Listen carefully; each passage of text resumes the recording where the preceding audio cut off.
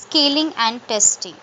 Psychological scaling purpose and methods. Scaling consists of measuring and comparing objects in some meaningful way. Some social science researchers are continually trying to measure and compare human perceptions. They create scales by assigning psychological objects to numbers and then B locate individuals on the scale they have created. Besides being tangible at certain instances, psychological objects can also be perceived through senses, which results in some attitudinal response. Psychological objects can be colors, words, tones, and sentences, as well as houses, gold stars, and names or pictures of television stars. Psychological objects are most often presented as sentences or statements such as there is no one in this world to trust or I hate all. With young children, the objects are often pictures. Psychological psychometric scaling methods are an outgrowth of the psychophysical tradition just described. Although their purpose is to locate stimuli on a linear straight line scale, no quantitative physical values, for example, loudness or weight for stimuli, are involved. The linear scale may represent an individual's attitude toward a political party, his judgment of the quality of an glossary product, the degree to which he exhibits a personality characteristic, or his preference for different foods. Psychological scales thus are used for having a person rate his own characteristics as well as those of other individuals in terms of such attributes, for example, as leadership potential or initiative. In addition to locating individuals on a scale, psychological scaling can also be used to scale objects and various kinds of characteristics, finding where different foods fall on a group's preference scale, or determining the relative positions of various job characteristics in the view of those holding that job. Reported degrees of similarities between pairs of objects are used to identify scales or dimensions on which people perceive the objects. Comparative and non-comparative scaling. Comparative scaling involves a direct comparison of stimulus objects. Comparative scale data must be interpreted in relative terms and have only ordinal or rank order properties. Example, do you prefer vegetarian, non-vegetarian?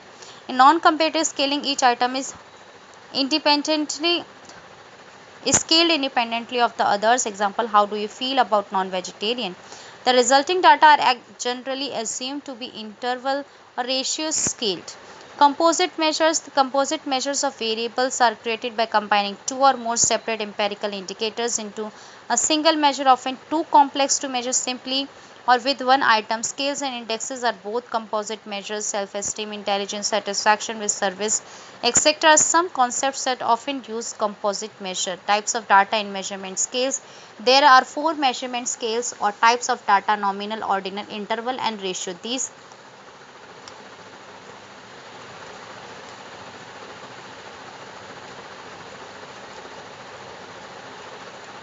These are simply ways to categorize different types of variables.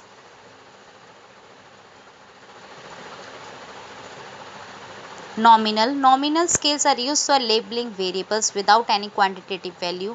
Nominal scales could simply be called labels. For example, what is the color of your hair? First black, second brown, 3 gray, 4 other. Ordinal.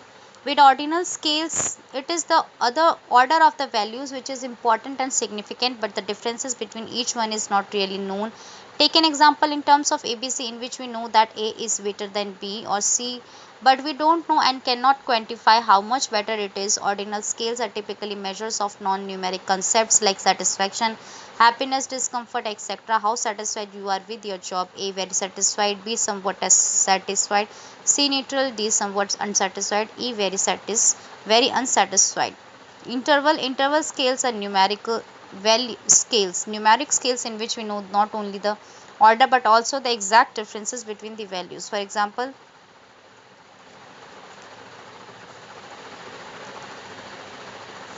the Fahrenheit scale is an interval scale since each degree is equal but there is no absolute 0 point. This means that although we can add and subtract degrees, 100 degree is 10 degree warmer than 90 degree. We cannot multiply values or create ratios. 100 degree is not twice as warm as 50 degree. Time is another good example of an interval scale in which the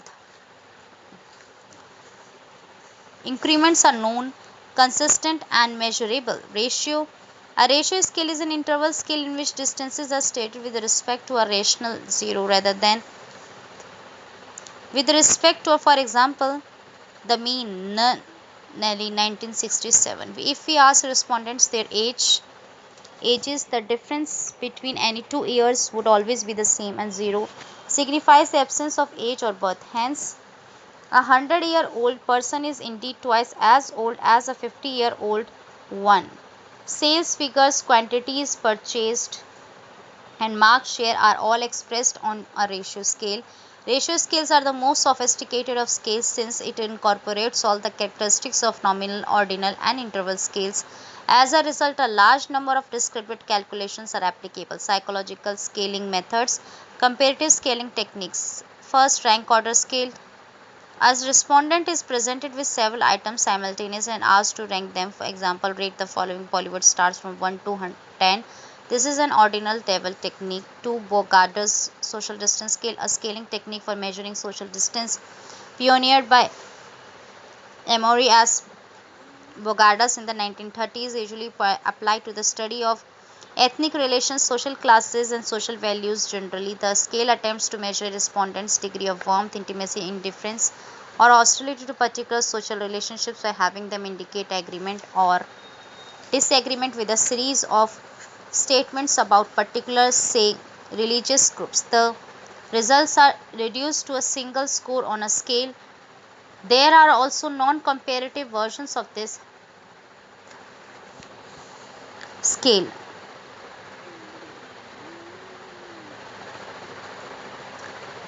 Q-sort scale. The Q-sort method was originally developed by Stephenson 1953 in his research and Q-factor analysis, in which persons as opposed to scales serve as variables. The technique consists of arranging items into categories to describe an individual. Items and characteristics of the individual are given low values. Items characteristics of the individual are given high values. Neutral items are placed in middle categories. For example, respondents are given 100 attitude statements on individual cards and are asked to place them into 11 piles ranging from most highly agreed with to least highly agreed with. Gutmann scale. Gutmann scaling is also sometimes known as cumulative scaling or scalogram analysis. The purpose of Gutmann scaling is to establish a one-dimensional continuum for a concept you wish to measure. It utilizes the intensity structure among several indicators of a given variable. Statements are listed in order of importance. Thus, ratings is scaled by summing all responses until the first negative response in the list.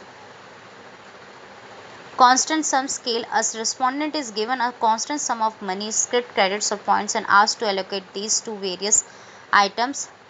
Example, if you had 100 yen to spend on food products, how much would you spend on product A, on product B, on product C, etc. This is an ordinal level technique. Pairwise comparison scale. For the method of pairwise comparisons, each candidate or alternative is matched head to head, one on one with each of the other candidates. Each candidate, the alternative, gets 1 point for a one on one win and a half a point for a tie. The candidate alternative with the most total points is the winner. For instance, in a four sports person competition, suppose participant A beats participant B and D head to head. Participant B beats participant D and and ties participant C head to head. Participant C beats participant A and ties participant B head to head, and participant D beats participant C head to head. Participant A would get 2 points, one each for beating B and D. Participant B would get 1.5 points, 1 point for beating D and half a point for the tie with C. Participant would get 1.5 points, 1 point for beating A and half a point for the tie with B. And participant D would get 1 point for beating C. Since participant A has the highest point total, participant A is the winner by the method of pairwise comparisons. Non-comparative scaling techniques. First, continuous rating scale, also called the graphic rating scale. A graphic rating scale is a commonly used scale system for performance appraisals. The scale typically features a Likert scale from 1 to 3, 1 to 5 and so on. An example of a 1 to 3 rating could include responses such as 1 poor, 2 average and 3 excellent. The scale that is used for a specific performance appraisal can vary by the dimensions each organization chooses to use. For instance, there may be dimensions such as accountability, customer service, and financial records. The organization has control over how the items measure employee performance. Respondents rate items by placing a mark on a line. The line is usually labeled at each end. There are sometimes a series of numbers called scale points, say from 0 to 100 under the line. Scoring and codification is difficult. Likert scale. Likert type or frequency scales use fixed choice response formats and are designed to measure attitudes or opinions. These ordinal scales measure levels of agreement disagreement. A Likert type scale assumes that the strength intensity of experience is linear, that is on a continuum from strongly agree to strongly disagree, and makes the assumption that attitudes can be measured. In its final form, the Likert scale is a 5 or 7 point scale which is used to allow the individual to express how much they agree or disagree with a particular statement. Phrase completion scales. Respondents are Respondents are asked to complete a phrase on an 11-point response scale in which 0 represents the absence of the theoretical construct and 10 represents the theorized maximum amount of the construct being measured. The same basic format is used for multiple questions. Semantic differential scale. The semantic differential is a scale used for measuring the meaning of things and concepts. There are two aspects of meaning: denotative and connotative. The semantic differential measures connotative meaning. Denotation, what a name or concept refers to, denote to mark out plainly, to indicate. Connotation, the suggestive significance of a word apart from its explicit and recognized meaning. Respondents are asked to rate on a 7-point scale an item on various attributes. Each attribute requires a scale with bipolar terminal labels. Thurston scale. Thurston was one of the first and most productive scaling theorists. He actually invented three different methods for developing a unidimensional scale: the methods of equal appearing intervals, the method of successive intervals, and the method of paired comparisons. The three methods differed in how the scale values for items were constructed, but in all three cases, the resulting scale was rated the same way by respondents. Sources of bias in psychological testing. As Jensen 1980 has pointed out in a huge book devoted to the topic of test bias, there are certain fallacies concerning the definition of test bias which must be immediately dismissed. First, the egalitarian fallacy. This assumes that if any mean difference occurs between groups on a test, the test is de facto biased. To the culture-bound fallacy. This assumes that group differences on a test are due to the culture-bound nature of items. 3. The standardization fallacy. It is often assumed that if a test is standardized on one population, it is necessarily biased if it is used on another. Again, this is not necessarily so. Other evidence would be needed to decide if the test was biased in a different population. Given that we cannot assume test bias on any of the three grounds discussed above, it is necessary to examine the data which would constitute test bias in any group. A. Predictive test bias. As Jensen 1980 argues, the most important indicator of bias is the regression equation between a test and its criterion. If for any group there is significant difference in the slopes or the intercepts or in the standard errors of the estimates of the regression lines, then the test is biased. This is the statistical definition of the test bias. B. Internal evidence of test bias. It is possible to examine the characteristics of the test themselves to investigate test bias. First, the construct validity of the test should be the same for both groups. Construct validity defined by the patterns of correlations of a test with other variables should not differ in the groups. The variable can hardly be said to be the same if the correlations with other variables were different. That is, the test is biased. To test retest reliability should be same for both groups in an unbiased test for obvious reasons. 3. Internal consistency. Reliability should be the same for both groups. If it is not this way, may be due to differences in item difficulty. If after this has been allowed for the average correlation between the items is different in the two groups, this is evidence of item bias.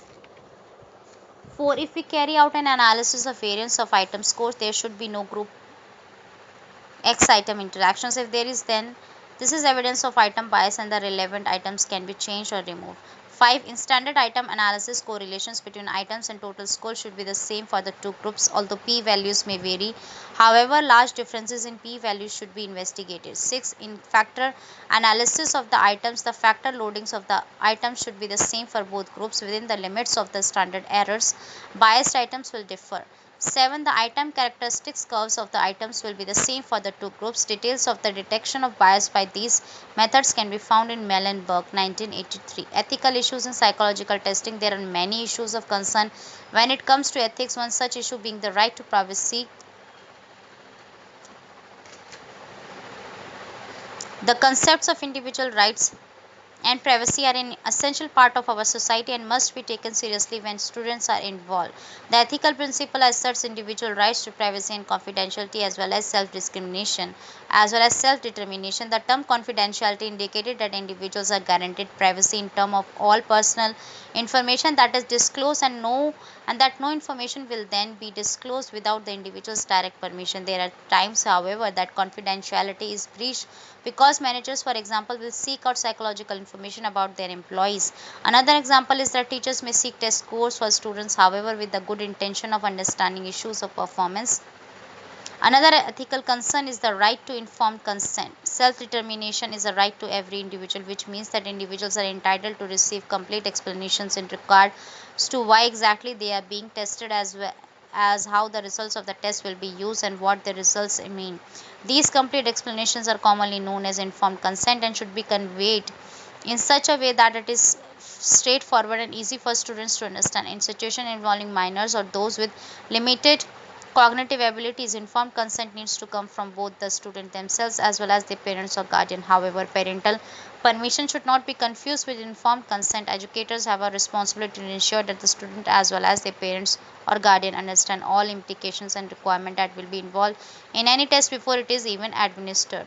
In addition to the ethics of informed consent, students are also entitled to prompted with an explanation, as non-technical as it may be, of the test results. However, due to the fact that some test results may influence the student's self-esteem as well as behavior, it is necessary that the educator explain the result to the student in a sensitive manner. Another issue that involves the need for educators to follow the ethical guidelines is the right to protection from stigma.